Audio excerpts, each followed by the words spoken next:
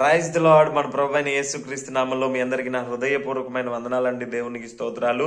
ఈ సమయంలో మన సామెతల గ్రంథం 18వ అధ్యాయము 9వ వచనాన్ని కొద్దిసేపు ధ్యానించుకుందాం. అందులో ఏముందంటే, పనిలో జాగు చేయవాడు నష్టము చేయవానికి సహోదరుడు. ఎవరైతే తమ పనిలో తమకు అప్పగింపబడిన ఉద్యోగం, తనకు అప్పగింపబడినటువంటి వ్యాపారం, లేకపోతే దేవుడు అప్పగించినటువంటి సేవ కావచ్చు, పని కావచ్చు, ఎవరైతే అలసత్వం చేస్తూ నిర్లక్ష్యం చేస్తూ ఈ రోజు చేద్దాం, రేపు చేద్దాం, ఎల్లుండి చేద్దాం అంటూ నిదానంగా బద్దకిస్తూ చేస్తారో వాళ్ళు ఏం మిగిల్చుకుంటారంటే నష్టాన్ని మిగిల్చుకుంటారు. తమ వ్యాపారంలో నష్టాన్ని, తమ ఉద్యోగంలో నష్టాన్ని, తమ వ్యక్తిగత జీవితంలో నష్టాన్ని తెచ్చుకుంటారు. ఇలా నష్టాన్ని తెచ్చుకున్నటువంటి వ్యక్తులు, ఇద్దరు వ్యక్తులను నేను ఉదాహరణగా చెప్తాను. అందులో మొదటి వారు ఎవరంటే ఏశావు. ఇతను ఏం చేశాడంటే, తన తండ్రి నువ్వు అడవికి వెళ్ళి వేటాడి చక్కగా మాంసం వండుకొని తీసుకుని వస్తే నేను తిని నిన్ను సంతోషంగా ఆశీర్వదిస్తాను అని చెప్తే, ఇతను వేటకు వెళ్ళినటువంటి వ్యక్తి అక్కడే తడవు చేయుట, ఏశావు తడవు చేస్తా అంటే లేట్ అయింది. అతను రావడం లేట్ అవడంతో ఈ లోపల యాకోబు ఒక ప్లాన్ తోటి వచ్చి తన అన్న ఆశీర్వాదాలన్నీ కూడా తీసుకొని వెళ్ళిపోతాడు.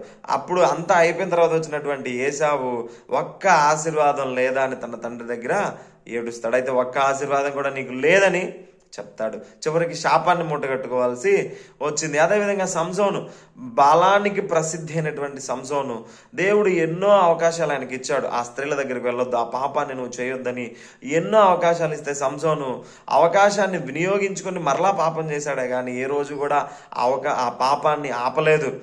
దీని తర్వాత అని పెంచుకుంటూ పోయాడే కానీ ఎప్పుడు దాన్ని ఆపలేదు. పాపాన్ని ఆపాల్సినటువంటి పనిలో జాగు చేసినటువంటి సంసోను చివరికి ఏమయ్యాడంటే, అత్యంత బలానికి ప్రసిద్ధి అయినటువంటి సంసోను చివరికి గుడ్డివాడై, బలహీనుడై, అందరి ముందు ఎగతాళికి అప్పగింపబడ్డాడు. కాబట్టి ఈ నష్టం ఎలా వచ్చిందంటే, తమ పనిలో జాగు చేయడం, తమ పనిలో అలసత్వం ప్రదర్శించడం వలనే ఈ నష్టం వచ్చింది, ఈ శాపం వచ్చింది. కాబట్టి మనం మన పనిలో అలసత్వం చేస్తున్నామా, మన పనిలో జాగు చేస్తున్నామా, అలా చేస్తూ ఉంటే ఇది మనకొక హెచ్చరిక. మనం వాయిదాలు వేస్తూ ఉన్నట్లయితే మన పని మనకిదొక హెచ్చరికగా దేవుడు మనతో మాట్లాడుతున్నాడు. కాబట్టి మనం ఏ పని ప్రారంభించినా, ఏ పని పూనుకున్నా కూడా అందులో జాగు చేయకుండా చక్కగా సకాలంలో పని చేయాలి. మనం షార్ప్గా పనిచేయాలి, క్విక్గా పనిచేయాలి.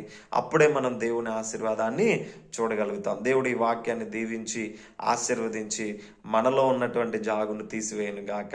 ఆమేన్.